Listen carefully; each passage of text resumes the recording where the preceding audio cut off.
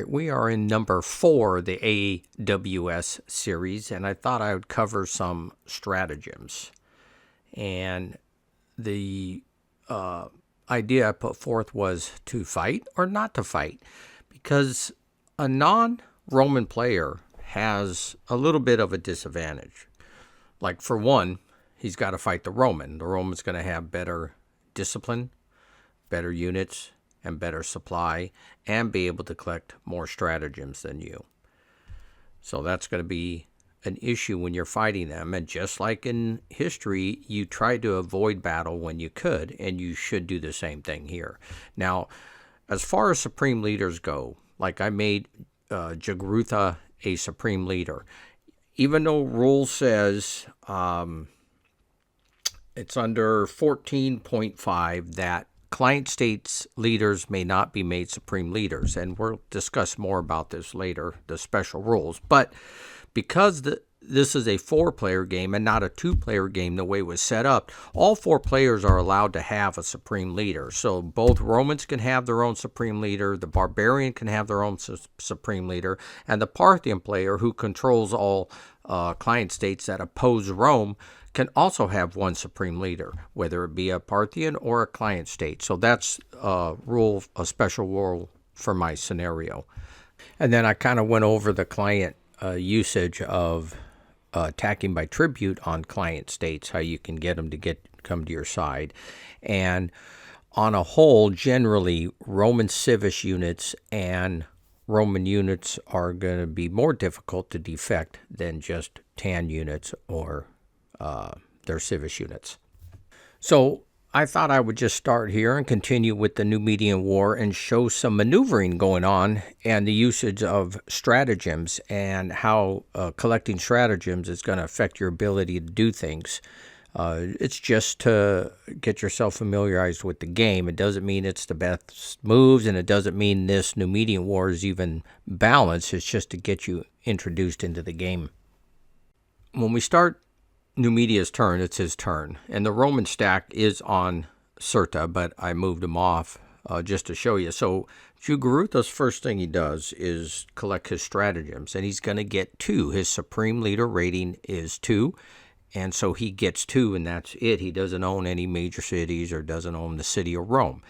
Now, you have to think about what you're planning on doing. Now, for Jagrutha, if I want to avoid battles with the Romans, I always want to have a military stratagem. That way I can avoid battle. Also, if I have an agent, then he can't try to assassinate me. If I have a political stratagem, I can attack by tribute. And I can also block tributes being made against me. So there's quite a bit to do, but unfortunately, you're only collecting 2. Now, Jagrutha started the game with 1 military and 1 political, and he used his 1 military. So he does have 1 political, and now he's going to pick 2. So I thought we would continue with the Numidian War and get into some maneuvering, because that's what I think is great about this game too. So, but he gets to collect 2 because his supreme leader is Jagrutha, and he has a 2 rating. So he collects 2, and he's going to go ahead and take, you know, I really want to get hold of an agent because I know these guys can assassinate me, but I really need the military too.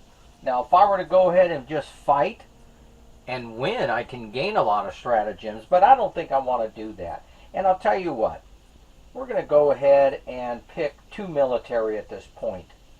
Now we move to the recruiting segment. Now, we could just stay on that city. It's my own city, and I could recruit from it. But because I want to move out of it, and I've already planned my strategy before I pick my strategy, so I know what I want to do, I'm not recruiting.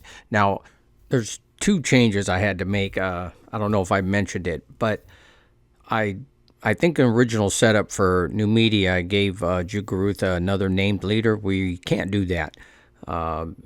You can have legates or chiefs, so there is no other leader with him. And second, I started him with a supply unit just to give this scenario more of a fair balance. Otherwise, that supply unit usually always has to be recruited by the client player. But we're going to let Jugrutha start with it just to balance it a little. And I'm not going to attack. I'm going to go ahead and move, and I'm leaving Sirta. Now, Sirta doesn't do anything for me for the victory conditions. It's these three cities, Roman cities I need. So I'm going to Hippo Regius. And it's cross-country movement. I play a military stratagem because I'm going to help my movement. Marius, obviously, when you go adjacent, he can decide to intercept that in combat. But Marius, the fact that I don't even have a military stratagem on me. And let's roll the dice. And it's a 1. It's going cross-country. It says an N. That means he's not allowed to march, but he played a military stratagem. Therefore, he can move. So he goes ahead. He heads to Hippo.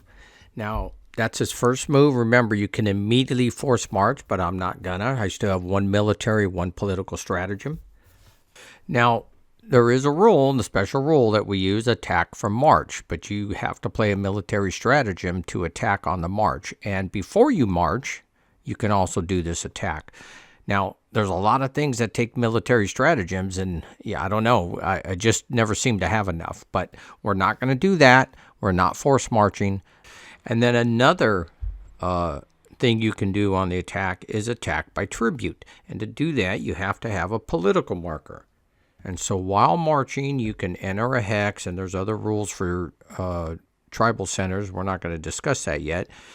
I can attack by marching. However, I don't plan on moving on, and I still get a chance to attack by tribute, so there's no need to do it. But just keep that in mind. I'm done with the movement phase. Now, after movement and before combat phase, there's a tribute phase, so you can do tribute now. What I want to do is attack by tribute, and I'm going to see if I can get that civis unit to change. Now, it's a Roman civis unit. It means it's a little bit harder than a regular civis, but let's go ahead and do that. And we're going to go ahead and expend our political marker, the one I had. Okay. And we rolled a 5. The 5 says it passes. A pass means he stays loyal to the Romans, so he doesn't get that. To take this city, I remember even the first time around I was doing this, civis units can hold their own. They can defend a city that has, basic defenses pretty well. Hannibal found this out all too well. He stunk at sieges, and he knew it. And the client states here aren't going to be that much better, but hey, you have a political marker, you might as well try to attack by tribute, and it failed because you can still go ahead and storm the city as you're laying siege to it. You'll find that just a civis unit can hold this city for a few turns, because when you come upon a city, there's only 3 ways to assault this city. 1, you can just blockade it, which means it's going to take a few turns because you're trying to whittle it down by attrition. 2, a formal siege, and now this favors the Roman player again, which it should. Romans were magnificent at it. You need to have an I or V class unit or an engineer, and you can try to breach the walls. And then thirdly is just storm the city. Now, storming the city is a little rough because you ignore numeric values. In other words, you have to get them to be defeated by discipline checks. And you only go 2 rounds. You don't get 3 rounds when storming a city. And so we roll for tactical superiority, and the Roman civis unit won it. And they will fire their missile infantry first. It's a missile civis unit. And I had the camera off here for a minute, but the missile unit fired and got a 0 result. So the Numidians are unharmed.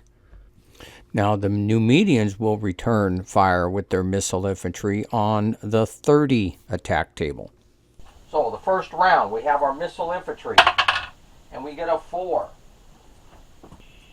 And it's a 5 and a C.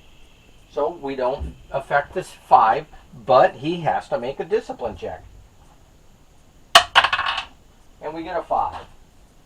And the missile infantry passes his discipline check. So we go to the second round, the assault phase. And the missile infantry fires, does not affect the Numidians.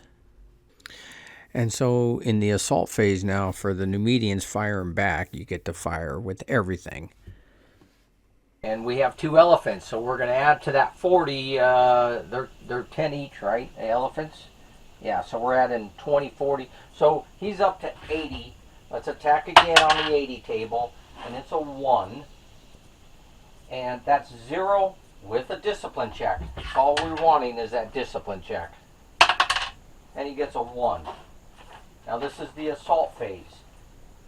And in the assault phase, at a 1 for a recruit, he fails and he becomes disruptive. But guess what? It's a siege. And you only go 2 rounds. Therefore, the combat's over. So that's how tough a civis unit is. So the next step after combat is supply. Now, he does have his supply unit, so he's in supply. That's why I was willing to take off. But he's going to have to get hold of a city here before the winter comes. Otherwise, he has to start rolling on a supply table, and he can start losing his forces.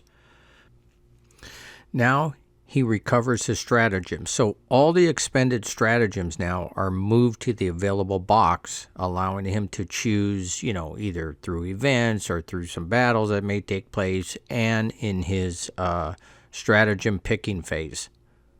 And we have to remember this stuff because I forget sometimes. Jagrutha's leadership rating is 2, so therefore during his player turn he can only expend 2 stratagems. I mean, he did a military for the march and a political for the attack by tribute, and that's it. Now he can expend 2 more if he wishes in the Roman player turn, and he still has 1 military stratagem. Remember, I'm trying to always hold on to 1 because that's how I'm going to avoid battle.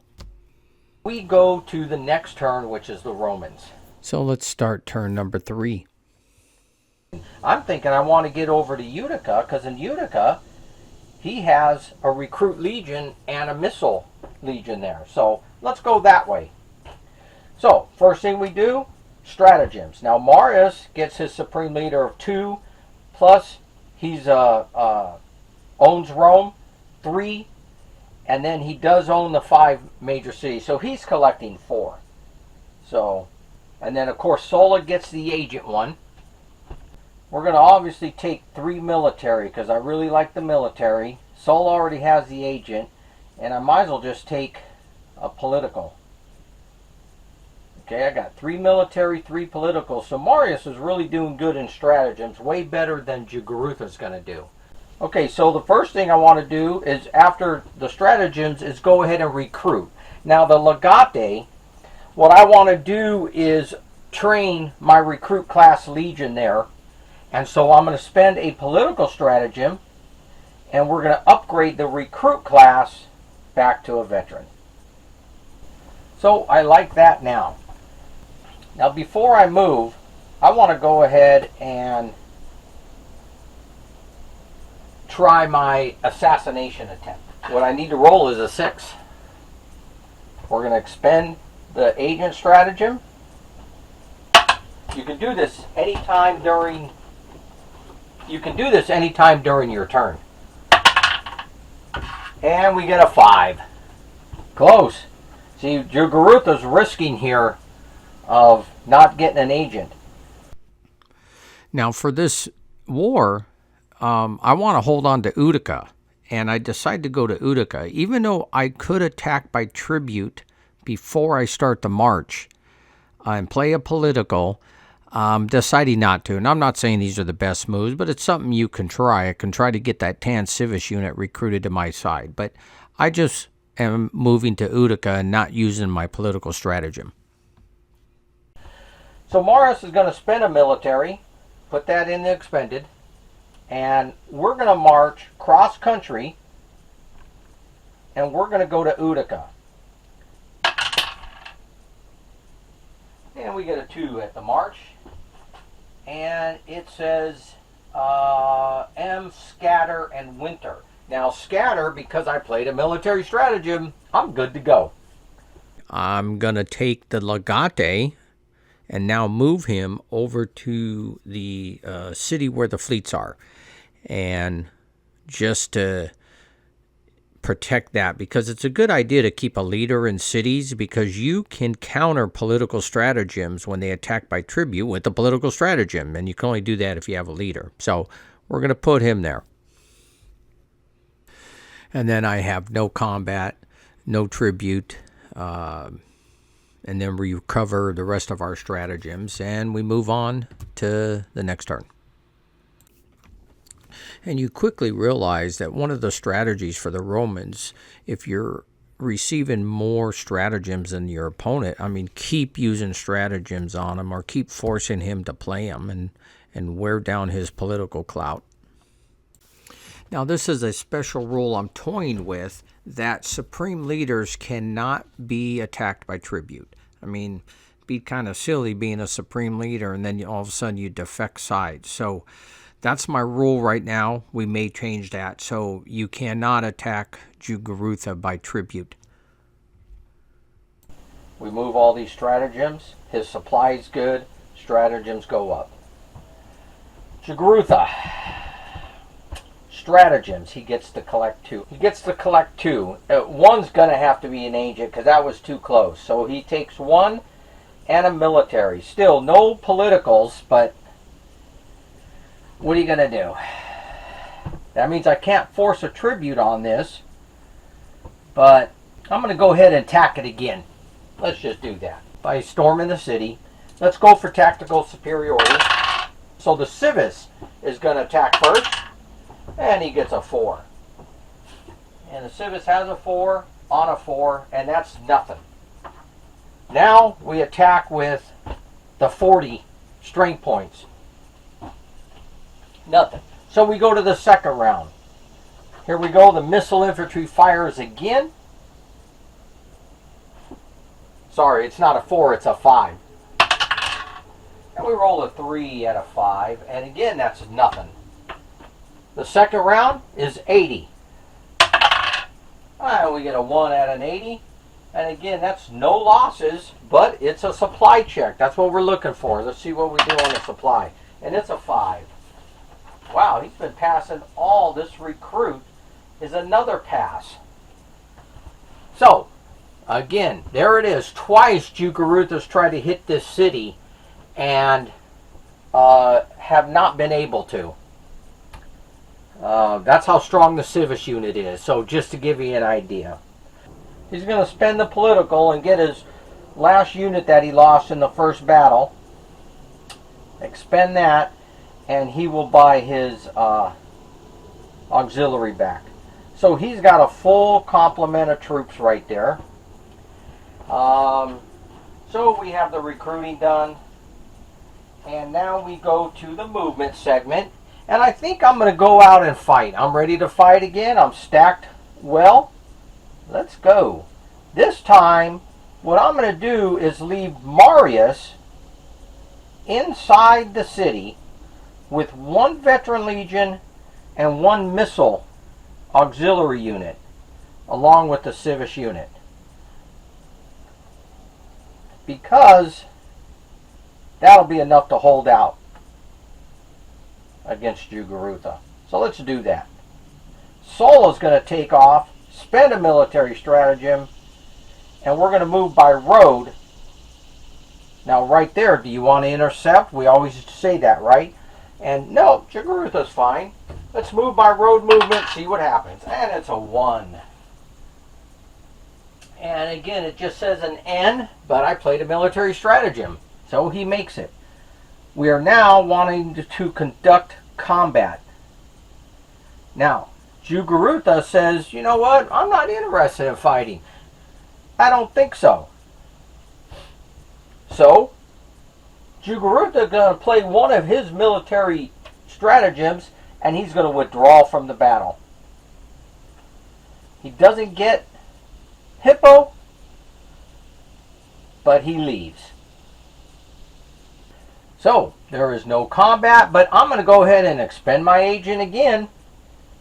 And this time, Jugurutha has an agent to counter it, so he doesn't get the roll. Now remember, these counters are usually turned over and you really don't know what the other guy's picking. That's part of the game too. It's really nice the way they do this stratagem and maneuvering the armies around. I really like it. Okay, so we are now starting July. Now remember, your campaign season goes from like April to September, and then you have to be in winter quarters. Well, Jagrutha, even though he has a supply unit, if he don't get in winter quarters, he's going to have problems. This one may be easier to get. I don't know. What if I moved cross country and went 1, 2, 3, 4, 5? I would need 6. That's a big movement. Pick my 2. I'm going to pick a military, and I'm not taking the agent this time. But he wouldn't know that, would he?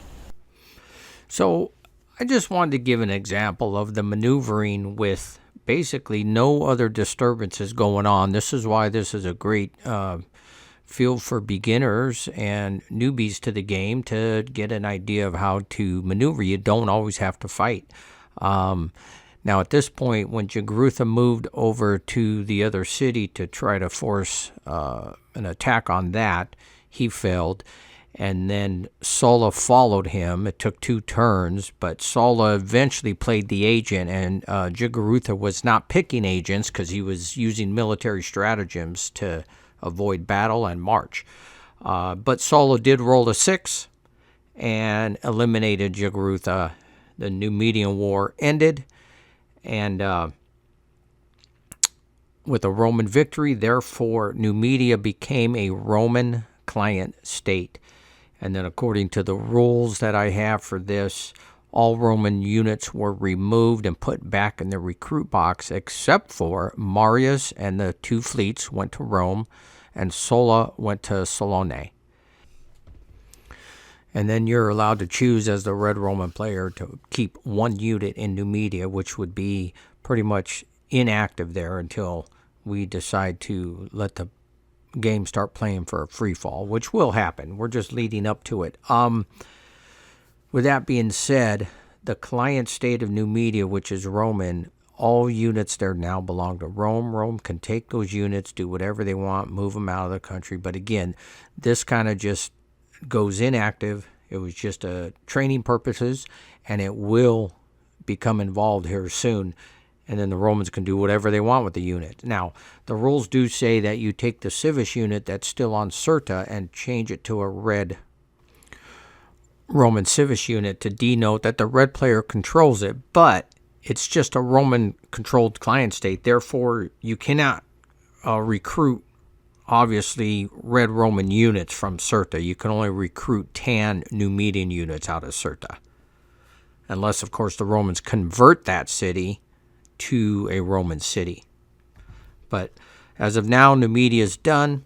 It becomes inactive, and we're going to do another event just to get the barbarian player some idea of how his forces are going to work and the problems he's going to have.